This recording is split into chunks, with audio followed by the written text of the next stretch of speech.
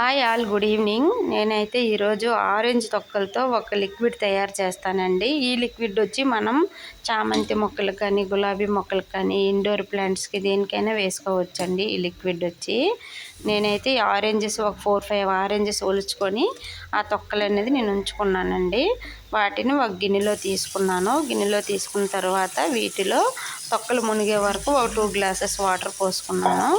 2 glasses పోసుకొని దీన్ని మనం స్టవ్ మీద పెట్టుకోవాలండి. స్టవ్ మీద పెట్టిన తర్వాత ఇది కొంచెం బాగా బాయిల్ అవ్వాలి. వాటర్ అనేది ఈ తొక్కల నుంచి జ్యూస్ అంతా మనకు రావాలన్నమాట. బాయిల్ అయిన తర్వాత ఇప్పుడు ఈ టైంలో మనం స్టవ్ ఆఫ్ చేసుకోవాలండి. బాగా బాయిల్ అయిపోయింది. స్టవ్ ఆఫ్ చేసుకున్న తర్వాత ఇది చల్లారుతుంది కదండి. చల్లారిన తర్వాత ఈ తొక్కల్ని వాటర్ని మనం సపరేట్ చేసుకోవాలండి. నేనైతే ఇలా సపరేట్ చేసుకున్నాను. సపరేట్ చేసుకున్న తర్వాత ఈ లిక్విడ్ వచ్చి నాకు ఒక గ్లాస్ వచ్చిందండి.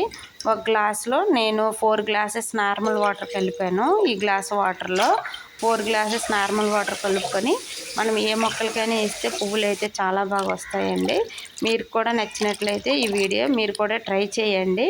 నేనైతే ఒక్కొక్క మొక్కకి ఇచ్చుకున్నానండి. ప్లీజ్ వీడియో కనుక నచ్చినట్లయితే like, share and subscribe. Thanks for watching.